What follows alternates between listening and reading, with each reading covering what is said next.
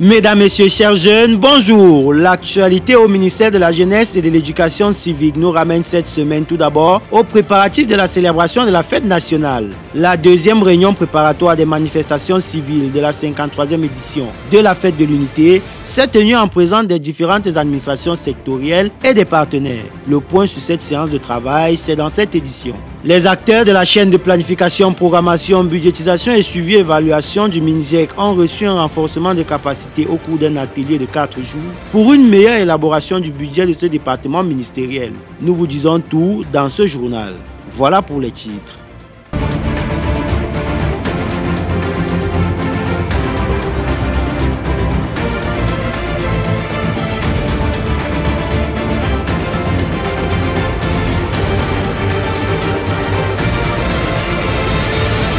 Fête nationale 2025 au Cameroun, les préparatifs des manifestations civiles se poursuivent. La deuxième réunion préparatoire élargie aux administrations sectorielles et aux partenaires a été présidée par le ministre de la Jeunesse et de l'Éducation civique le mercredi 16 avril 2025. Objectif, faire l'état des lieux des préparatifs au sein des différentes commissions. Suivons le reportage de Juliette Flongankou. Le projet de programme national à l'unité qui a été transmis à la très haute hiérarchie pour validation pour qu'il ait été étudié. En attendant la validation de ce programme national harmonisé par la très haute hiérarchie, nous devons évaluer l'état d'avancement. Cette deuxième réunion préparatoire de la fête de l'unité a permis au ministre Mounoun Nafoutsou de passer au peigne fin les activités proposées par les différentes commissions en présence des différentes sectorielles, des partenaires au développement, des leaders des associations et mouvements de jeunesse, ainsi que des organisations de la société civile. Il était question de faire le point de la base préparative dans chaque commission technique. Chaque président de commission a donc présenté les activités qui ont été déjà préparées et qui seront mises en œuvre lors de la semaine de l'unité. Au niveau du défilé, nous avons également des innovations telles que les carousels qui seront dans le thème du défilé et qui vont promouvoir nos aires culturelles. D'autres activités seront mises en œuvre telles que la retraite au flambeau, l'opération spéciale d'éducation électorale qui va toujours continuer et le lancement officiel des activités. Voici en gros les activités qui ont été proposées et qui sont en attente de validation par la très haute hiérarchie.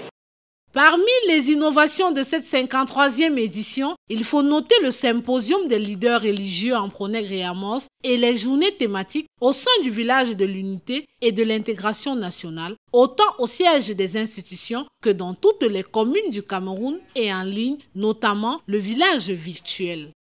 Autre innovation, ce sont les formations Amos, leaders religieux, traditionnels, médiateurs communautaires, pour qu'ils encadrent mieux les populations en ce contexte électoral. Nous avons aussi une marche qui est proposée, la marche de la citoyenneté du patriotisme, qui aura lieu le samedi 17 mai sur le territoire national, qui aura pour clou une célébration interreligieuse pour justement prier pour la paix au Cameroun. Ce sera le lieu et l'occasion pour tout le peuple camerounais d'ici et d'ailleurs et des visiteurs de profiter d'un grand rassemblement populaire animé autour de nombreuses activités officielles et festives. Toutes les franges de la jeunesse sont prises en compte au ministère de la Jeunesse et de l'Éducation civique. L'association Promandicam, qui est au service des jeunes handicapés au Cameroun, a été reçue le 15 avril dernier par le médecin de famille des jeunes. Au menu des échanges, plusieurs projets et perspectives de collaboration. Au reportage, Yves Nyangui. L'association Prom Handicam, qui œuvre pour l'intérêt des personnes handicapées au Cameroun, est venue rencontrer le médecin de famille le 14 avril 2025 au MINJEC afin de lui faire part de nombreux projets en cours et par la même occasion solliciter une collaboration formelle entre leur organisation et le ministère de la Jeunesse et de l'Éducation civique.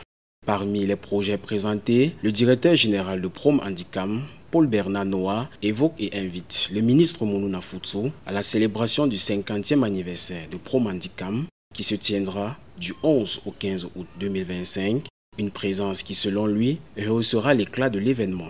Il était donc question de solliciter du médecin de la jeunesse camerounaise son accompagnement, l'accompagnement de son département ministériel sur le plan technique et logistique.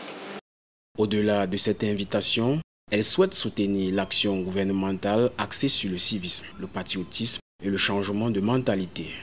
Nous avons soumis à M. le ministre la proposition, n'est-ce pas, que le ministère de la Jeunesse implique Promandicam dans, n'est-ce pas, la mise en œuvre des programmes comme le programme Réamorce. Formaliser le partenariat entre le MINJEC et l'association Promandicam à travers la signature d'une convention de partenariat est aussi l'un des souhaits que Paul Bernard Noah a exprimé à son hôte afin de bénéficier de l'accompagnement du MINJEC dans le cadre de la formation et l'accompagnement des jeunes handicapés pour l'insertion socio-économique et professionnelle de cette frange de la jeunesse. Monsieur le ministre a donné son accord de principe pour que Promandicam et le ministère de la Jeunesse et de l'Éducation civique puissent désormais travailler main dans la main sous forme de partenariat. Et Monsieur le ministre l'a dit, la convention de partenariat sera signée à Promandicam.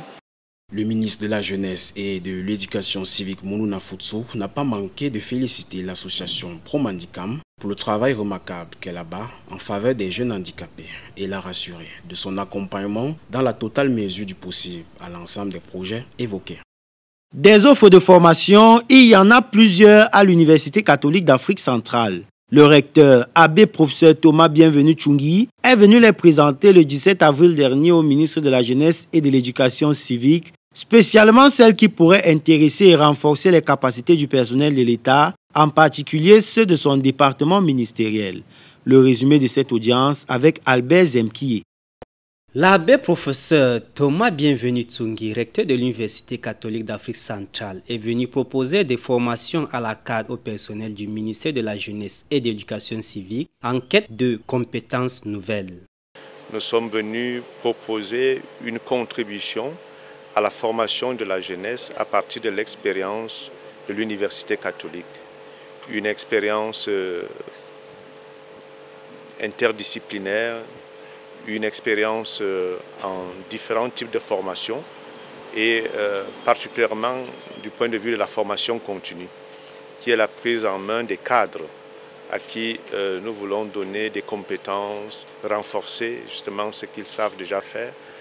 Comme à l'accoutumée, le ministre Mounou Nafoutsou, après les civilités d'usage, gratifie son hôte des nobles missions de la structure dont il a la charge, principalement en ce qui concerne l'insertion socio-économique et professionnelle des jeunes et l'encadrement et la formation des jeunes. Pour mener à bien cette mission, le ministre de la Jeunesse et de l'Éducation civique a mis sur pied le programme national d'éducation civique par le réarmement moral, civique et entrepreneurial, qui est un programme qui ambitionne d'inculquer le civisme et le fighting spirit, le Hemley camerounais aux jeunes. Avec l'avis favorable du ministre d'État, ministre des Enseignements supérieurs, ce programme doit être enseigné dans tous les milieux éducatifs. Ce programme est donc élaboré pour être mis en œuvre en milieu scolaire, universitaire, extrascolaire, socio-professionnel, dans les administrations publiques et privées, mais également dans les milieux ouverts de nos villages et quartiers, donc en éducation populaire, afin de toucher toutes les couches. Parce qu'en éducation civique, c'est toute la population qui est concernée, ce n'est pas seulement les jeunes. Donc nous touchons également les parents, les administrations publiques et privées, les organisations socio-professionnelles, les leaders religieux et traditionnels. Comme toujours et un bon médecin de famille, le ministre à son tour a remis à l'abbé Thomas Bienvenu Tchungui le paracétamol qui n'est d'autre que le document du programme national d'éducation civique par le réarmement moral, civique et entrepreneurial. L'un des points importants à retenir est la validation des acquis et l'expérience. Une méthode de formation qui permet d'obtenir un diplôme en valorisant l'expérience de l'individu formé, tant avec des diplômes académiques que des certificats. C'est donc une opportunité présentée au personnel des organisations en général et à celui du ministère de la Jeunesse et de l'Éducation civique en particulier.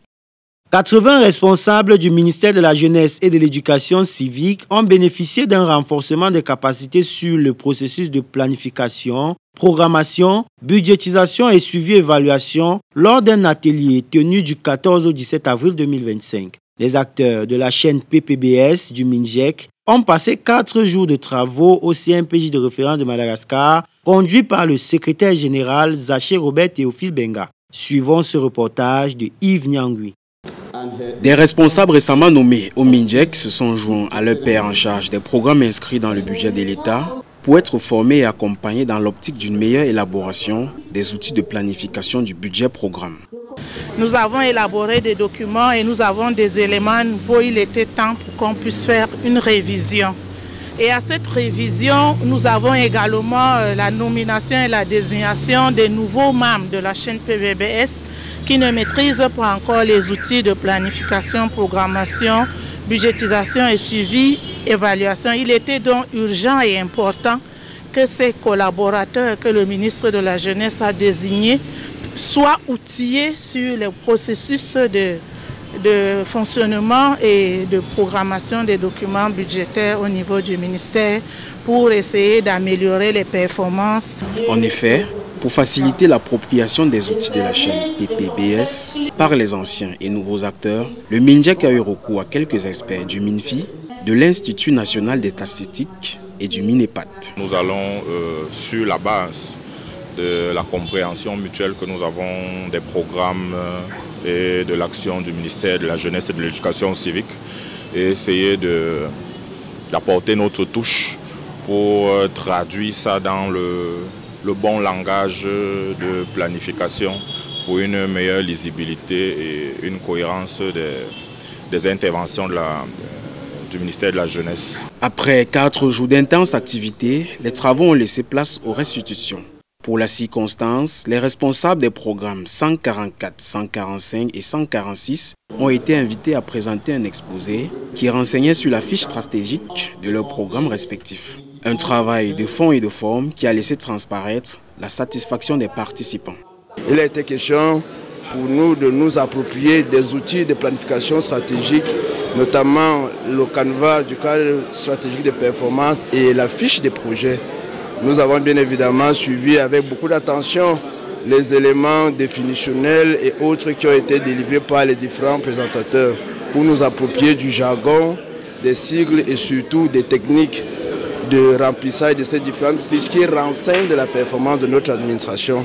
Dans son mot de clôture, Zaché Théophile Robert Benga, par ailleurs président du comité interne de gestion de la chaîne PPBS, a rappelé aux bénéficiaires que la formation s'achève, mais le travail se poursuit. En déclarant clos les travaux de l'atelier, il a demandé fermement aux responsables en charge des programmes de consolider les résultats des échanges à l'issue des travaux. C'est la fin de cette édition. Nos programmes restent disponibles sur les chaînes YouTube et WhatsApp MINJEC Web TV. Nous vous souhaitons de passer une agréable semaine. La prochaine édition de votre journal, c'est la semaine prochaine. D'ici à là, portez-vous bien.